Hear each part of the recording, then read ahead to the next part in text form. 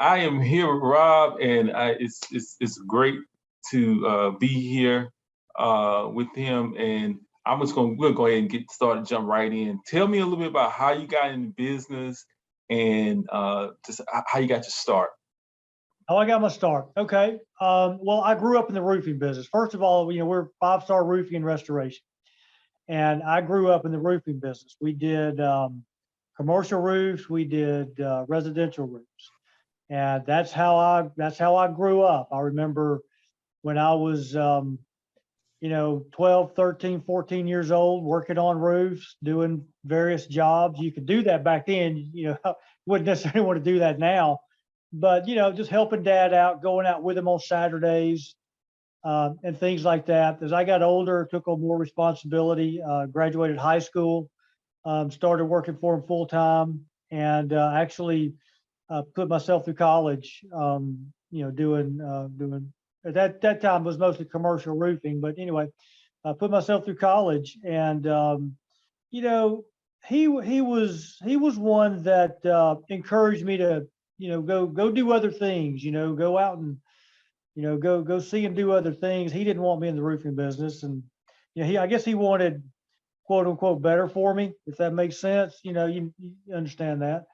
And but it was kind of my heart, kind of where my heart always was. But anyway, had a career, did other things, and finally in 2015 there was an opportunity to come back into the roofing business, and so I took my opportunity, and here we are. We've since 2015 we've been, and I don't know if you know this, but we've made the Inc. 5,000 fastest growing companies in the country twice.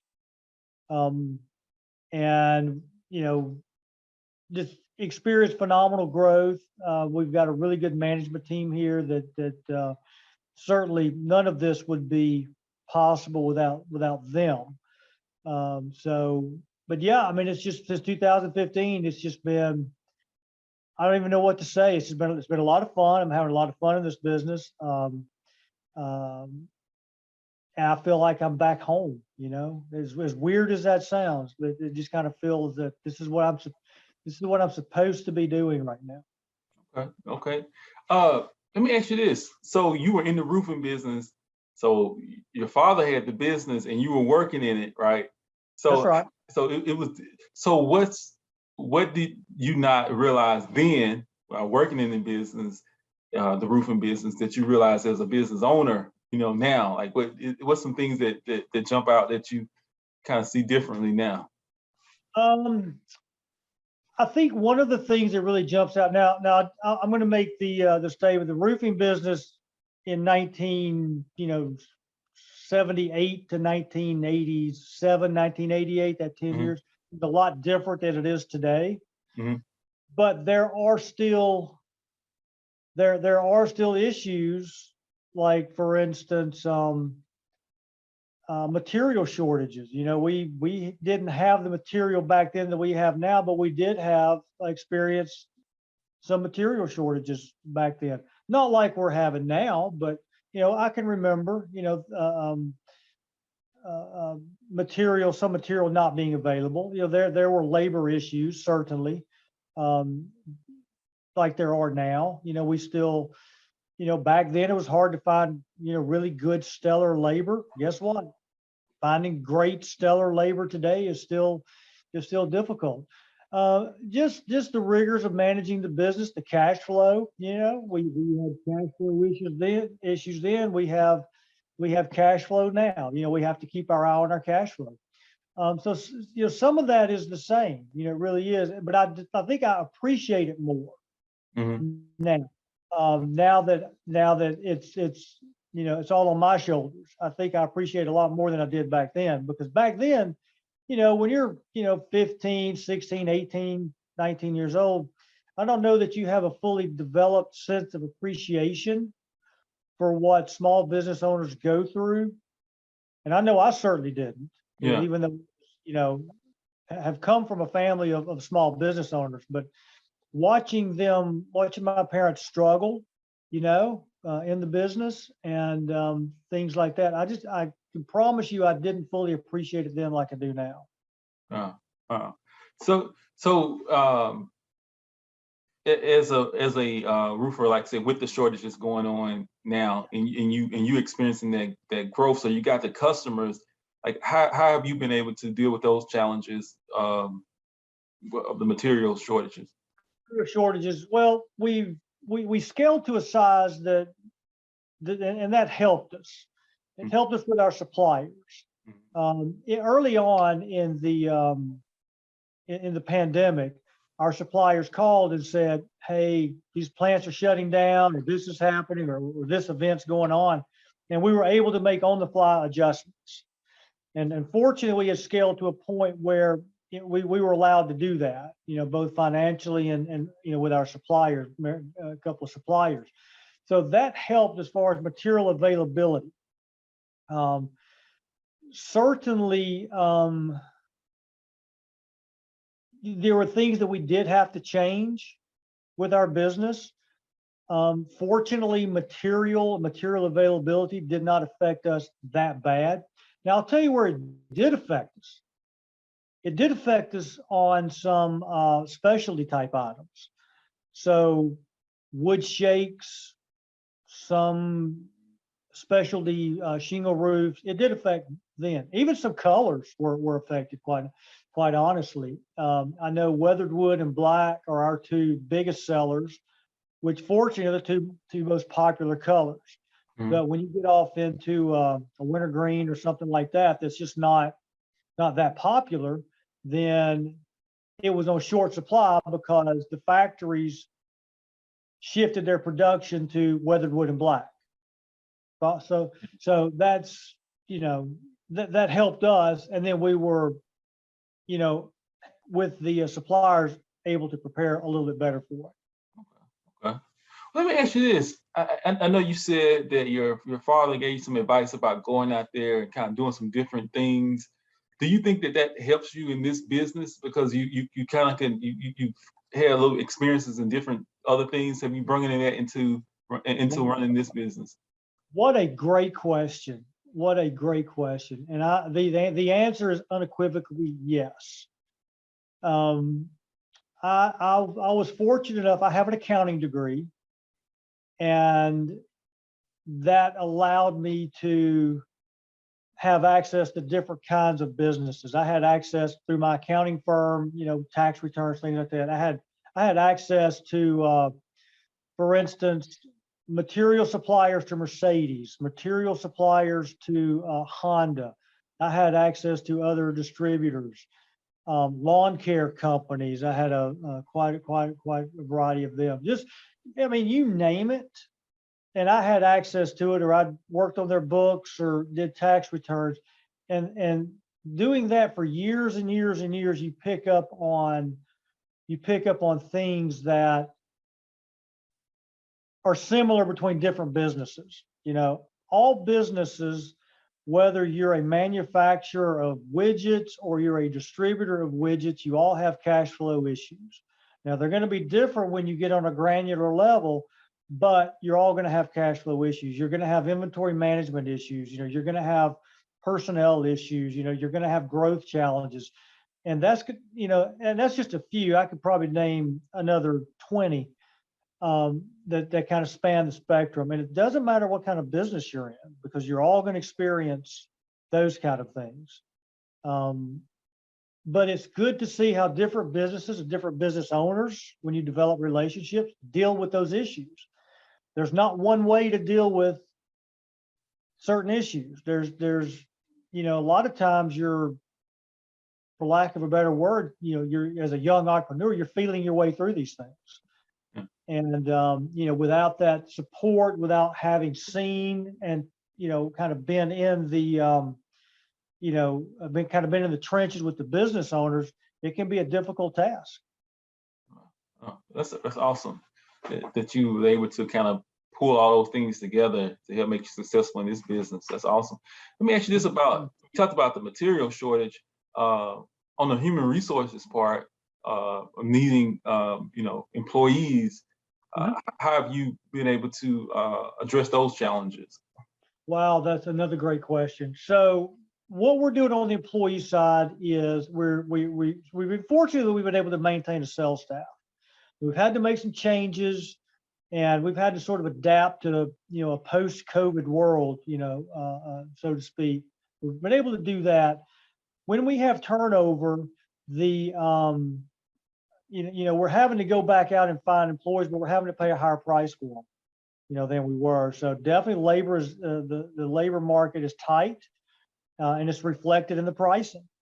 And that does affect us. It affects a lot of small businesses.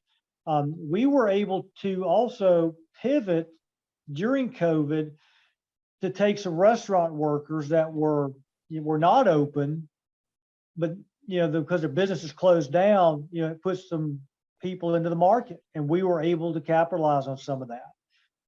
We've had a robust training program that's been very successful for us. We stick by that. But we haven't come through this unscathed. I mean, we are certainly feeling it, and we are constantly recruiting. We have had to go on it's almost like a 24/7, initiative, Yeah. proactive. We've got to always be recruiting. We recruit within our ranks here. Hey, who do you know that's looking for? Who do you know that can do this? Who do you know that can do that? We've had to outsource some things, right? So we've had to go to other companies and say, look, we used to fill this in-house. Now we can't. So, we're going to turn to you. So there's again, no one way to really deal with it, but you've got to be creative. What do you see as your vision for the future, as far as the next 10 years, 20 years? What do you see? What's your vision for your company now? Vision for my company is to become more technologically based. By that I mean systems and processes that we have in place, automated. Still, storms are not going to cease to be storms. We're always going to have storms, and we're always going to need people to go put stuff back after the storms. And that's, the core of our business. Storm tears something up, we go put it back together. That's just the basic core. But within that core, there are things that we can, rely on more technology type solutions rather than human solutions. So we're looking to do a lot more of that. So as we become more technologically savvy and pointed, it's going to require different human capital. So we know that, and we're already starting to try to recruit, put things in place to attract that type of employee now. But yeah, I mean, who knows, with technology the way it is now, man, there's no telling where this could go. Honestly, there's really no telling. I would have thought, though, let me say this, and then let me try to think of a good way to put this. But when we were roofing houses back in the 70s and 80s, for instance, you took a hammer and you drove a nail through a shingle, right? Mm-hmm. 2022, still the same principle. Most people use air guns now. They don't have hammers and physically manually do it, but they have nail guns that do it. So will one day there be a shingle applicating machine? I don't know. Maybe there will be, and maybe that'll be a big leap forward in technology. Maybe there's something out there like a 3D printed roof. I don't know. I mean, who knows? But with technology the way it is now, you can pretty much 3D print anything now, right? Why not a roof? Yeah, that's interesting. That's really interesting. In 20 years, are we going to be living in houses that have roofs, or are we going to be living in houses that have solar panels that look like shingle roofs do now? Yeah. And those questions, I'll have to leave up to somebody else. But we're adopting to what we need to, so that we can carry 5-star into the future. I'll tell you that. Yeah. I mean, I think that's some great questions to ask, especially, the fact you're in your in this line of work. Yeah. Those are great questions to ask. Let me ask you this: who has been your biggest uh, mentor or greatest coach? Like who has helped you out the most in that area? Uh, That's really a great question. Let me answer it this way. It may be get a little long-winded in my answers, but let me answer it like this. So obviously, my dad was a big influence on me. mm, He was a big influence because he had a big heart. He took great care of his customers. I remember going out Saturdays, Sundays, just to take care of people, and that really rubbed off on me as far as how to run a business. And look, I've been in the corporate world. I've been in corporate situations, and I always told myself, if I ever get my chance at entrepreneurship, I would like to do it a little, maybe a little softer on the human side, so to yeah. speak. So I would say that was definitely an influence. Another influence was a man named Kurt Larson. He owned the company that the last actual company I worked for. Actually, they got bought out by a big publicly traded company. But he was a big influence on me. Just again, how he ran his business, how close he was with everybody that worked for him. Now, look, he had plants or factories in uh, Pell City here in Alabama and in Mississauga, Canada, and he traveled the world. He was in Europe, United Arab Emirates. He was a world traveler, but he always kept touch with his people. He had at one point nearly 300 people working for him. When he was in town, he would walk the factory floors, um, talk to every employee on the factory floor, and then he would go back and his personal assistant would take notes on what he learned, not only about the business, but what some of his employees were going through personally. And he would take notes and try to help out when he could. Things like that stick with you. They really do. Um, and I think another really big influence on me from a technical side was being in the business world as an accountant for all those years and being able to see how all of these different businesses, service businesses, manufacturing businesses, retail businesses, distribution businesses, to see how they all operated, getting to know the owners, and seeing how they approached their individual issues. I think that was huge for me as well too. That's awesome. So, two more questions. Yeah. So, if you started the same roofing business over again, you were making time. Is there anything you would do differently? Would I do differently? Um, Probably I would probably make some different hiring decisions. About the only thing I can think of. I wouldn't be so quick to hire. I would be a little slower to hire because being quick to hire, looking back on my track record, being too quick to hire, I've made some bad hires and have had to unfortunately let some people go that just didn't work out. And I think I would have taken a little longer time to hire people, vet them a little bit more, make the process a little tougher for people to get on with me. We have made those changes, so we're not we're a lot slower to hire now than we were back then.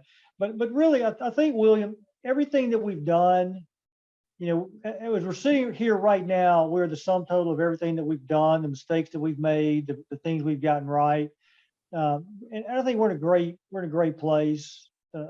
So other than that, I mean, and that's maybe stretching it a little bit, but yeah, that's probably about it.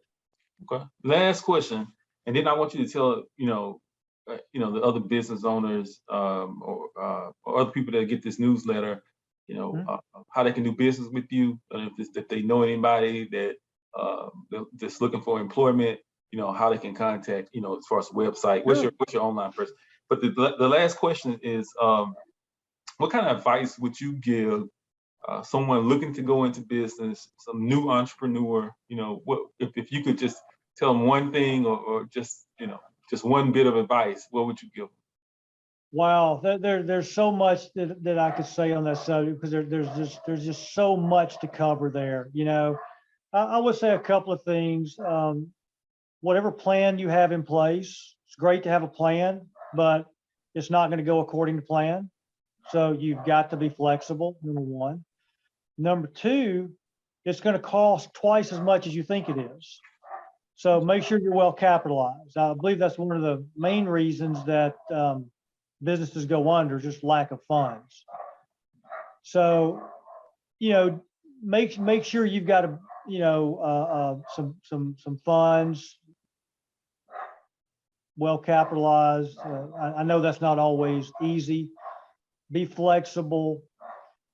Put some good people around you. Don't just try to go alone. And this is what I learned in the accounting business so much was, people that were successful, they didn't try to do everything themselves. They're usually they usually have a good technical proficiency. I'm a great plumber. I'm a great electrician. I'm a great accountant, but they don't have the other stuff. They're not a great marketing person. They're not a great networker. Maybe they're not a great, office manager, stuff like that, or digital marketing. That's still something that perplexes me, but try to get a really good group of advisors and people around you, people that have been successful, people that accomplished something. Get them in your corner. Don't be afraid to ask. Humble yourself and ask for help if you need it, right? I can't tell you how many times I've had to do that, and it's always uncomfortable to ask for somebody for help, especially when you're the entrepreneur, right? You're supposed to have all the answers. That's right. Just realize you don't have all the answers, and just ask for some help. Always be, and this is one thing for me, always be on the lookout to help somebody else out. As entrepreneurs, we admittedly, we don't do all of this that we do. We don't do it by ourselves. We get help from other people. So when you get a chance to encourage somebody, to help somebody, to give a little free advice, give some benefit of your experience, do it. Yeah. Help somebody along the way. You got your hand up, being helped up. Well, reach your hand back and help somebody else out. Yeah. And I think that's so important. That's some great advice. Thank you. It is. So how can people find you out there in the digital world, as far as like contacting you for roofing, and then how can somebody apply for a job or just get in contact with your company out there? Sure, you can actually go to our website, www.5starroofer.com, and it's the number 5, so don't spell it out, but it's the number 5, starroofer.com.